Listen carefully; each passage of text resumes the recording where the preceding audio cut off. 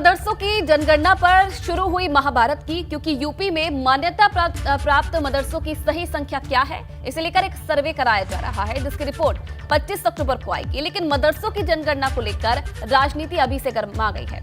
ओवैसी से लेकर समाजवादी पार्टी मोर्चा खोल चुकी है, तो दूसरी तरफ सरकार ये कह रही है कि मदरसों के भविष्य के लिए ये मंथन बेहद जरूरी है।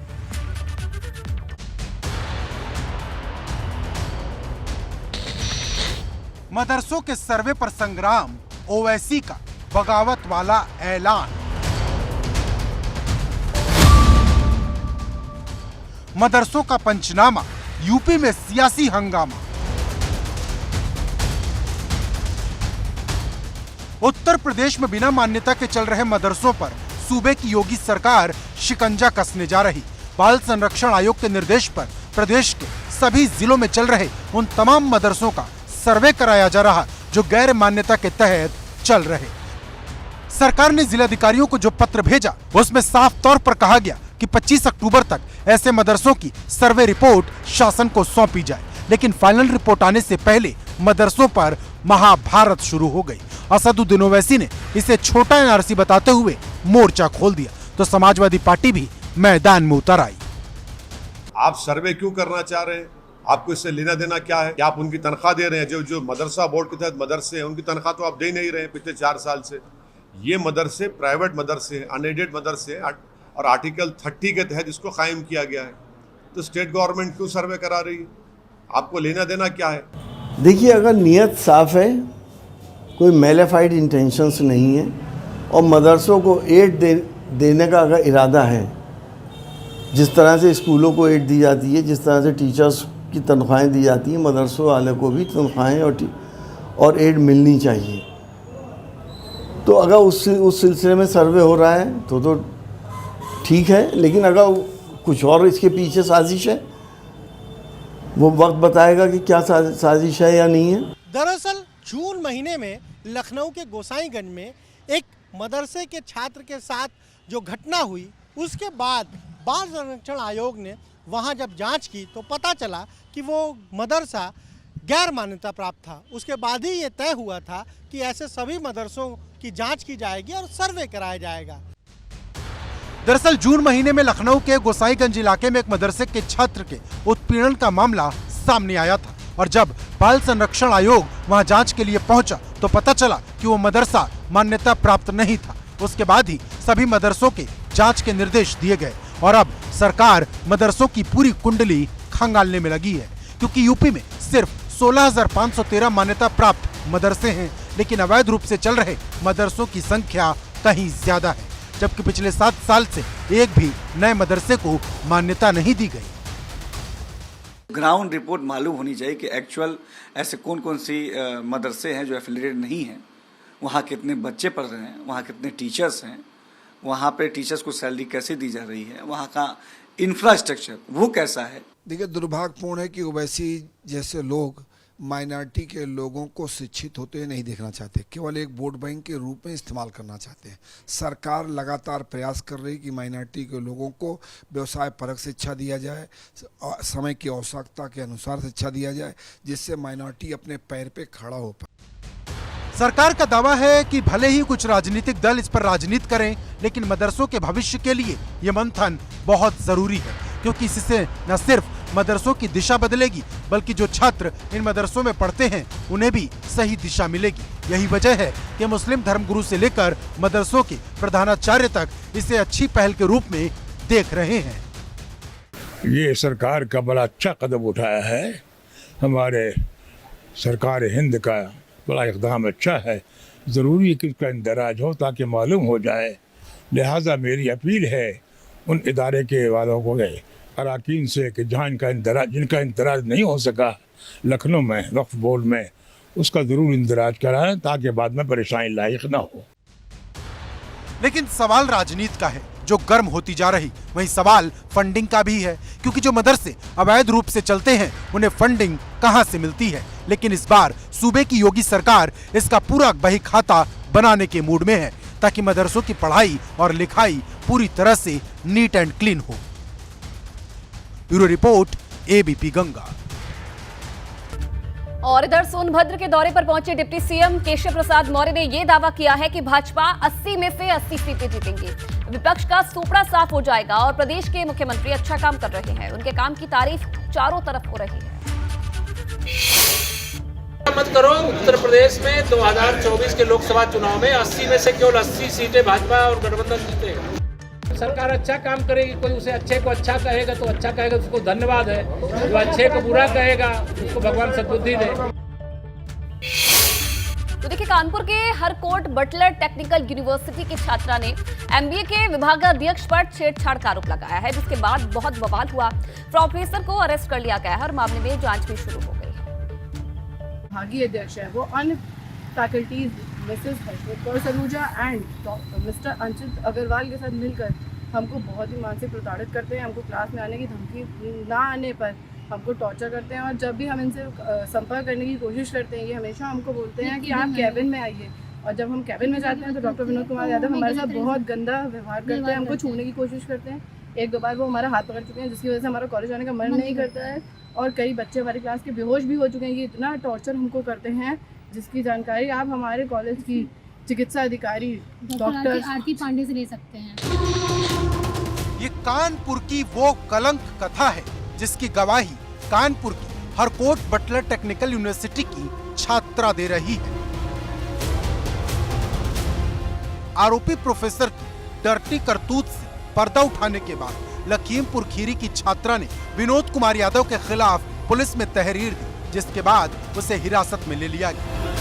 मामला छेड़खानी और धमकी देने से जुड़ा है, लिहाजा कॉलेज में जबरदस्त हंगामा शुरू हो गया। अब लड़ाई दो तरफा होने लगी है। एक और प्रोफेसर्स का गुट है जो आरोपों को बेबुनियाद बता रहा, दावा कर रहा मामला असल में अटेंडेंस से जुड़ा है, बेकसूर प्रोफेसर को फंसाया गया। मेरी जानकारी है कि उन छात्राओं की और बहुत सारे और अन्य छात्राओं की हाजिरी अटेंडेंस एंड सेमेस्टर में बैठने लायक नहीं है। वो एक रीज़न हो सकता है कि उसमें कोई पॉलिटिक्स कर रहे हैं और इस तरह से फंसाया जा रहा है।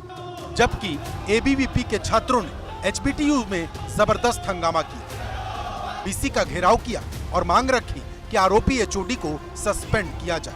प्राइमा फेसी तो मुझे लगा कि अटेंडेंस की वजह से बच्चों ने शायद शिकायत की है, लेकिन ऐसा फिजिकल मामला कुछ लगा नहीं मुझे। एचबीटीयू में प्रोफेसर पर छेड़खानी का ये कोई पहला मामला नहीं है। 2021 में इसी संस्थान के असिस्टेंट प्रोफेसर संजीव मिश्रा पर भी एक छात्रा ने छेड़खानी का आरोप लगाया था। एबीपी गंगा के लिए कानपुर से रतीश त्रिवेदी की रिपोर्ट। और इधर सीएम योगी ने इंसाफ में बाधा बनने वाले अधिकारियों पर कार्रवाई कर दी है। दरअसल जनता की शिकायतों में लापरवाही करने वालों से मुख्यमंत्री ने जवाब तलब कर दिया है। यूपी में जन शिकायतों को लेकर लापरवाही करने वाले 73 अधिकारियों को शासन ने नोटिस भेजकर जवाब मांगा है। अगर जवाब संतोषजनक नहीं हुआ तो कार्रवाई तय है। और ये नोटिस शासन स्तर के 10 विभागों के अध्यक्ष, 5 कमिश्नर, 10 डीएम, 5 विकास प्राधिकरण के उपाध्यक्ष और 5 नगरायुक्त भेजा गया है। साथ ही पुलिस महकमे में 3 एडीजी, 5 आईजी और डीआईजी, 10 एसपी और एसएसपी के अलावा 10 पुलिस थानों और 10 तहसीलों से भी स्पष्टीकरण मांगा गया है। बेशक वाराणसी और प्रयागराज में राहत मिलने लगी है, लेकिन अभी भी कई जगह ऐसी है जहां हालात ज्यादा ठीक नहीं है। हम आपको कुछ शहरों का हाल दिखा रहे हैं। इन 6 तस्वीरों से आप देखिए क्या हाल जो है वो शहरों का बना हुआ है। वाराणसी, प्रयागराज, हमीरपुर, प्रतापगढ़, चंदौली और बलिया की ये तस्वीरें देखिए, कैसे जगह जगह पानी से कोहराम मचा हुआ है। हालांकि देखिए नदियों का जल स्तर थोड़ा बहुत घटने लगा है, लेकिन बावजूद उसके कई जो तस्वीरें हैं अभी भी डराने वाली सामने आई हैं। वाराणसी का हाल देखिए, कई जो इलाके हैं वो जलमग्न हुए नजर आ रहे हैं। प्रयागराज में भी यही हाल है, जो सड़कें हैं वो तालाब में तब्दील हो गई है, लोगों के घरों में पानी घुस गया है। हमीरपुर में जो फसलें हैं उन्हें काफी नुकसान पहुंचा है, जिससे किसान भी अब चिंतित हैं। बलिया की तस्वीरें भी आप देखिए, कैसे जो ये ट्रैक्टर है अचानक से ये पलट गया और कैसे लोग जद्दोजहद करते हुए नजर आए। प्रतापगढ़ की तस्वीरें भी आप देखिए, लोगों के घरों में गंदा पानी घुस गया, जिससे लोग अब परेशानी का सामना कर रहे हैं।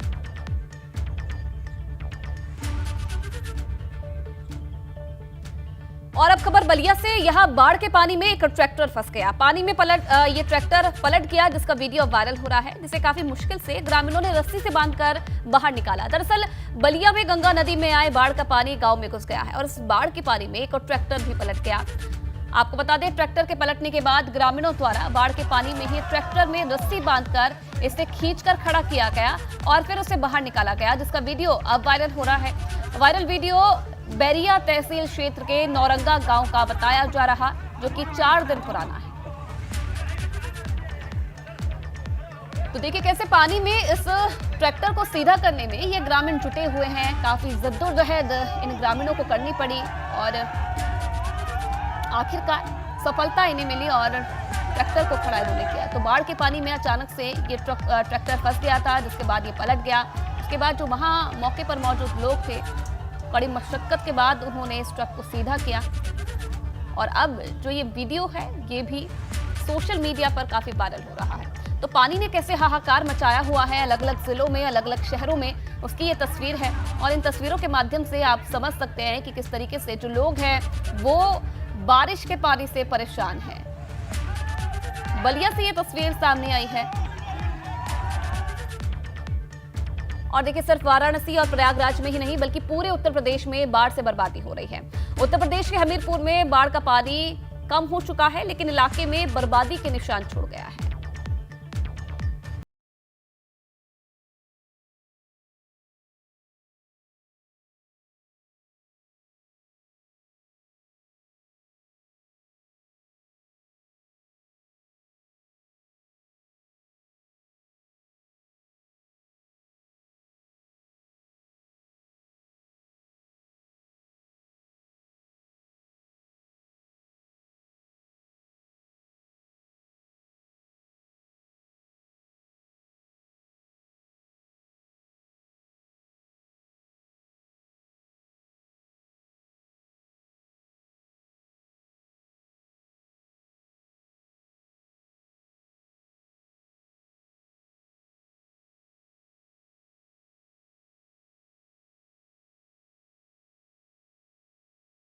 जो फसल है, मूंगफली है, अरहर है, ज्वार है, बाजरा है और भांटा कदुआ की बारी भी नष्ट हो गई, सब बेकार हो गई फसल। घास जानवरों के लिए नहीं, चरने के लिए रह गई। बाढ़ आने के पहले पानी की किल्लत से जूझ रहे हमीरपुर बादलों के भरोसे उम्मीद की फसल उगाने में जुटा था, जिसके बाद आई इस भयंकर आपदा ने किसानों को कहीं का नहीं छोड़ा। हमीरपुर में इस साल समय पर बारिश न होने की वजह से बहुतायत में किसानों की खरीफ की फसल ही नहीं बोई थी। कुछ तटवर्ती इलाकों में किसान ने फसल तो लगाई, लेकिन इस साल आई रिकॉर्ड बाढ़ ने हर फसल को कुछ इस तरीके से तहस नहस करके रख दिया। बाढ़ से हमारे हमीरपुर में लगभग 2000 हेक्टेयर एरिया प्रभावित हुआ है, जिसमें करीब 1300 सुमेरपुर में है और 700 के आसपास खुरारा। इसी बीच केंद्रीय मंत्री साध्वी निरंजन ज्योति ने हमीरपुर के बाढ़ प्रभावित क्षेत्रों का जायजा लिया, बाढ़ प्रभावित लोगों को खाना खिलाया और माना कि ऐसी बाढ़ हमीरपुर में 1983 में आई थी, तब भी बहुत तबाही हुई थी।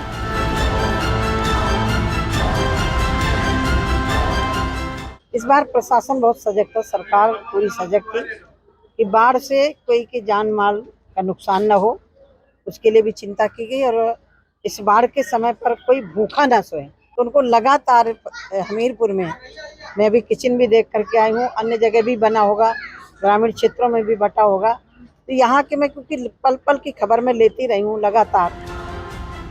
फिलहाल हमीरपुर के किसानों की किस्मत में अब पानी ही पानी है। अब उनके खेतों में पानी है। पहला उनकी खेतों में पानी जिसकी उन्हें कोई जरूरत नहीं है, दूसरा उनकी आंखों में पानी जो उनकी किस्मत बन चुकी है और दोनों की वजह एक ही है, बेवक्त बारिश और बाढ़। Bureau report, ABP Ganga. बड़ी खबर बता दें, यहां विधानसभा भर्ती घोटाले को लेकर बड़ी खबर है। सीएम पुष्कर सिंह धामी ने विधानसभा अध्यक्ष को पत्र लिखा है। भर्ती घोटाले की उच्च स्तरीय जांच कराने की बात कही गई है। अनियमितताएं मिले तो भर्तियां निरस्त भी हो सकती हैं। सीएम धामी की तरफ से ये संकेत दे दिए गए हैं। विधानसभा में निष्पक्ष पारदर्शिता के तहत नियुक्ति के प्रावधान किए जाएं, तो ये सीएम धामी ने कहा है। आपको बता दें कि लगातार विधानसभा भर्ती घोटाले को लेकर बवाल प्रदेश में मचा हुआ है और इसी बीच मुख्यमंत्री पुष्कर सिंह धामी ने विधानसभा अध्यक्ष को यह पत्र लिखा है। उनका कहना है कि पूरी पारदर्शिता से भर्ती घोटाले की जांच हो और अगर इस भर्ती में अनियमितताएं मिली तो भर्तियों को निरस्त किया जाए। तो देहरादून से ये बड़ी खबर, लगातार विधानसभा भर्ती घोटाले को लेकर सरकार कहीं ना कहीं घिरती हुई नजर आ रही थी। कई जो बड़े नाम हैं, कई जो बड़े नेताओं के नाम हैं, वो इस भर्ती घोटाले में सामने आ रहे थे, जिसके बाद सीएम पुष्कर सिंह धामी ने जांच के संकेत दिए थे। लेकिन अब खुद विधानसभा अध्यक्ष को ये पत्र लिखकर उच्च स्तरीय जांच की मांग मुख्यमंत्री की तरफ से की गई है और ये भी कहा गया है कि अगर भर्ती घोटाले में किसी भी तरीके की अनियमितताएं पाई गई, उस पर तुरंत कार्रवाई हो और इन भर्तियों को निरस्त किया जाए। तो देहरादून से ये इस वक्त की बड़ी खबर है और विधानसभा अध्यक्ष रितु खंडूरी को ये पत्र मुख्यमंत्री की तरफ से लिखा गया है और ये पत्र भी आप इस वक्त अपनी टीवी स्क्रीन पर देख सकते हैं। मुख्यमंत्री की तरफ से ये पत्र लिखा गया है जिसमें पारदर्शिता के साथ जांच की बात कही गई है। लापरवाह अफसरों पर बड़ी कार्रवाई आने वाले समय में हो सकती है। अगर इस पूरे जांच को विधानसभा अध्यक्ष की तरफ से मंजूरी मिलती है तो आने वाले समय में ये आशंकाएं जताई जा रही हैं, ये संभावनाएं जताई जा रही हैं कि कई बड़े जो नाम हैं, कई जो बड़े अफसर हैं, उन पर कार्रवाई हो सकती है। तो विधानसभा भर्ती घोटाले पर एक्शन में अब सीएम पुष्कर सिंह धामी नजर आ रहे हैं, चाहे बात UKSSC की करें या फिर विधानसभा भर्ती घोटाले की कहें। कहीं ना कहीं मुख्यमंत्री पुष्कर सिंह धामी इस वक्त एक्शन मोड में हैं और एक बार फिर से विधानसभा भर्ती को लेकर मुख्यमंत्री ने ये बात कही है। बात करेंगे श्रीकांत त्यागी की, जिनकी जमानत याचिका पर आज सुनवाई होनी है। गैंगस्टर एक्ट में जमानत याचिका पर आज सुनवाई होगी। अगर आज जमानत मिलती है श्रीकांत त्यागी को तो उनकी रिहाई हो सकती है। दरअसल श्रीकांत त्यागी पर लगी गैंगस्टर एक्ट के मामले में जिला न्यायालय ने पुलिस को केस डायरी कोर्ट में पेश करने के निर्देश दिए हैं। बुधवार को मामले की सुनवाई होनी थी और पुलिस की तरफ से कोर्ट में 1 सप्ताह का समय मांगा गया था। कोर्ट ने मामले की सुनवाई के लिए आज का दिन तय किया है और पुलिस को केस डायरी के साथ कोर्ट में हाजिर होने के लिए कहा है। तो आज का दिन श्रीकांत त्यागी के लिए काफी अहम होने वाला है। अगर जमानत याचिका पर आज सुनवाई होती है तो ये भी माना जा रहा है कि रिहाई श्रीकांत त्यागी की हो सकती है। तो देखिए, इधर श्रीकांत त्यागी के परिवार से आज समाजवादी पार्टी का प्रतिनिधिमंडल भी मिलने जा रहा है। 9 सदस्यीय प्रतिनिधिमंडल श्रीकांत की पत्नी अनु त्यागी से आज सुबह 10 बजे जाकर उनके घर पर मुलाकात करेगा। पार्टी प्रमुख अखिलेश यादव के निर्देश पर पूर्व कैबिनेट मंत्री शाहिद मंजूर की अध्यक्षता में सपा का प्रतिनिधिमंडल आज नोएडा आएगा। इस टीम में पूर्व मंत्री नारद राय, पूर्व दर्जा प्राप्त मंत्री भूषण त्यागी, नोएडा से सपा प्रत्याशी रहे सुनील चौधरी भी शामिल हैं।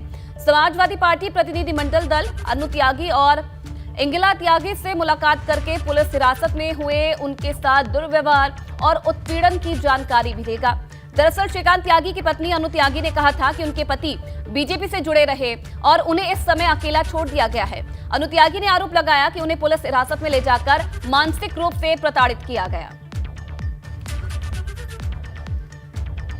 तो आज सपा का 9 सदस्यीय प्रतिनिधिमंडल श्रीकांत त्यागी से मुलाकात करेगा और देखिए, श्रीकांत त्यागी के परिवार से जो सपा का प्रतिनिधिमंडल मुलाकात करने अनु त्यागी से मुलाकात करेगा, उसमें सपा के प्रदेश कार्यकारिणी के सदस्य श्रवण कुमार त्यागी भी शामिल हैं और उनसे खास बातचीत की है हमारे संवाददाता सनु शर्मा ने।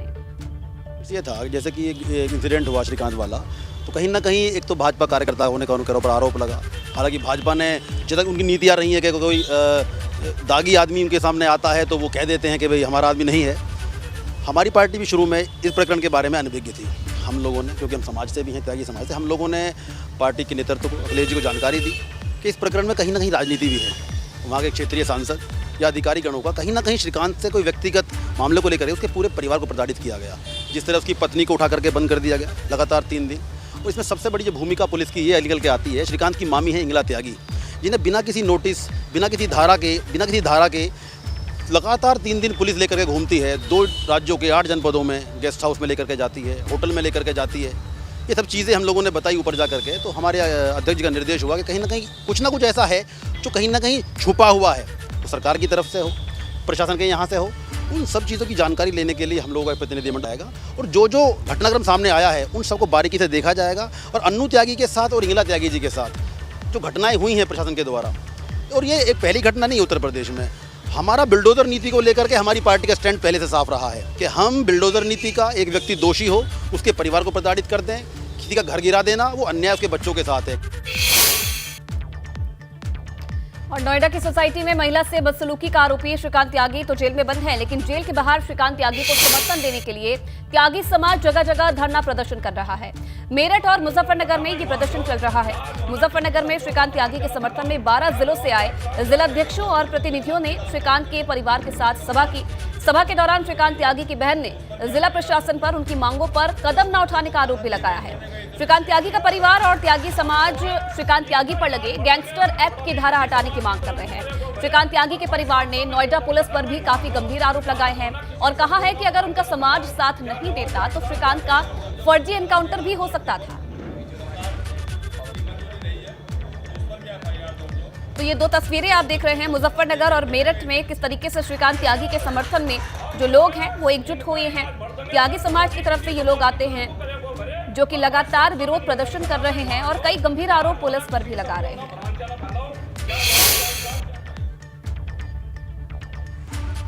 जो हमने 21 तारीख को महापंचायत रखी थी, हमारी जो मांगे मांगी गई थी, अब उनको पूरा दिन होने वाला है। 15 दिन का समय मांगा था सरकार ने, जो हमने दिया, और वो पूरा समय होने वाला है। तो हम ये चाहते हैं कि अपनी मांगों को रखें कि उनके बारे में आगे क्या है, आखिर आगे क्या हो रहा है, हमारी मांगे पूरी हो रही हैं या उन पर क्या कार्रवाई हो रही है। समय पूरा होने वाला है, तो हम बस यही रखना चाहते हैं सरकार के सामने कि जो हमने मांगे मांगी हैं उसके बारे में हमें पता चले। के बारे में मैं बार बार कहना नहीं चाहूँगी, क्योंकि कहीं ना कहीं मुझे इतना दुख होता है और मेरे समाज के लोगों को भी, वो इतना परेशान हो जाते हैं उस चीज़ को लेकर।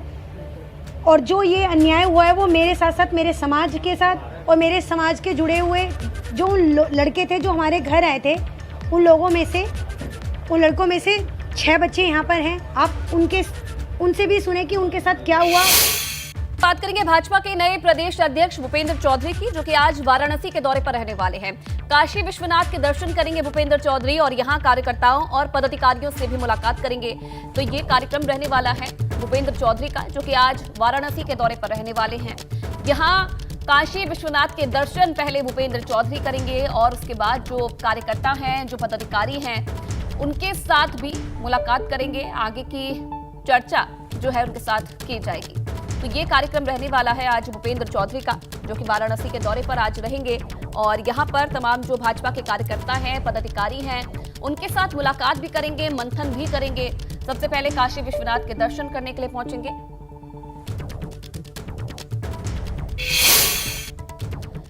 तो देखिए, भारतीय जनता पार्टी ने मिशन 2024 को लेकर पूरी ताकत झोंक दी है और सबसे ज्यादा फोकस इन दिनों उत्तर प्रदेश पर है। हाल ही में यूपी भाजपा की जिम्मेदारी भूपेंद्र चौधरी को मिली है और गुरुवार को भूपेंद्र चौधरी ने प्रधानमंत्री मोदी से मुलाकात की और उनका न सिर्फ मार्गदर्शन दिया, बल्कि 2024 के लिए मोदी मंत्र लेकर उन्होंने मिशन पर काम करना भी शुरू कर दिया है। दिल्ली में प्रधानमंत्री से मुलाकात के बाद भूपेंद्र चौधरी ने पश्चिमी यूपी से रणनीति की शुरुआत भी कर दी है।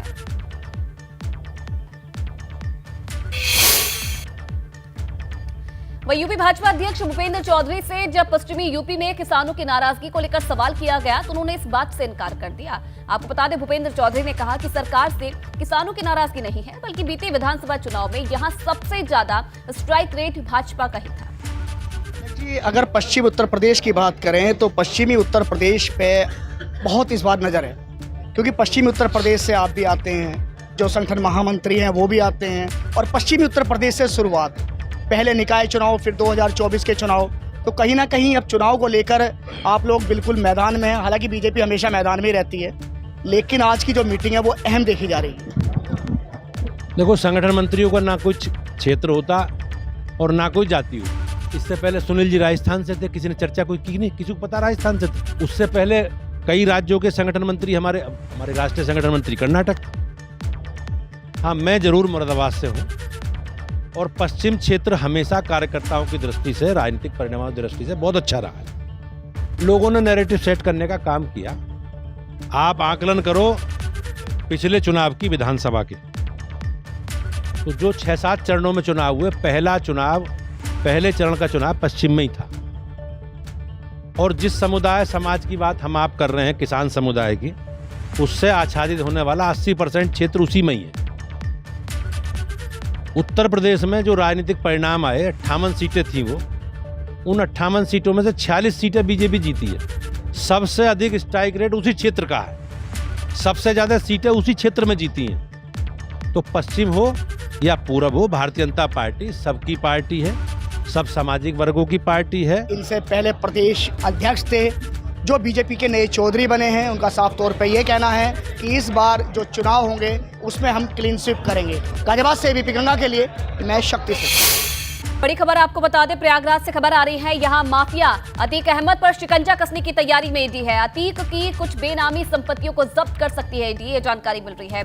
अतीक के खिलाफ पिछले साल मनी लॉन्ड्रिंग का केस दर्ज हुआ था और ईडी ने अतीक की 2 बेनामी संपत्तियों को चिन्हित किया है। संपत्ति से जुड़ा संतोषजनक जवाब नहीं मिलने पर कार्रवाई की तैयारी है और ईडी ने अब राजस्व विभाग से इन संपत्तियों का दस्तावेज पेश करने को भी कहा है। ईडी के रडार पर आई दोनों संपत्तियों की अनुमानित कीमत करीब 30 करोड़ रुपए बताई जा रही है। जांच में अवैध पाए जाने पर ईडी इन संपत्तियों को जब्त भी कर सकती है। तो ये बड़ी जानकारी मिल रही है। एक बार फिर से अतीक अहमद पर शिकंजा कसने की तैयारी में है ईडी और 2 बेनामी संपत्तियों को जब्त कर सकती है ईडी, ये जानकारी मिल रही है। अतीक के खिलाफ पिछले साल मनी लॉन्ड्रिंग का केस दर्ज हुआ था।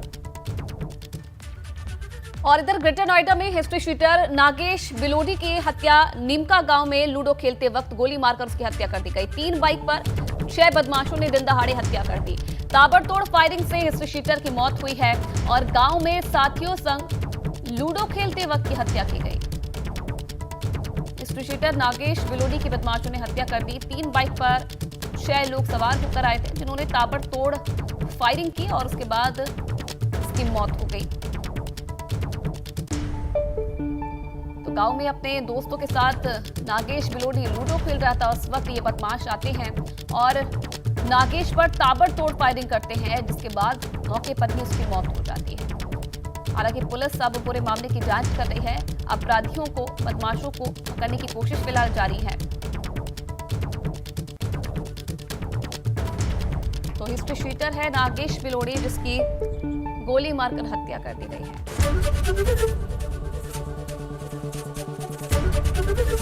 एबीपी गंगा, खबर आपकी, जुबान आपकी।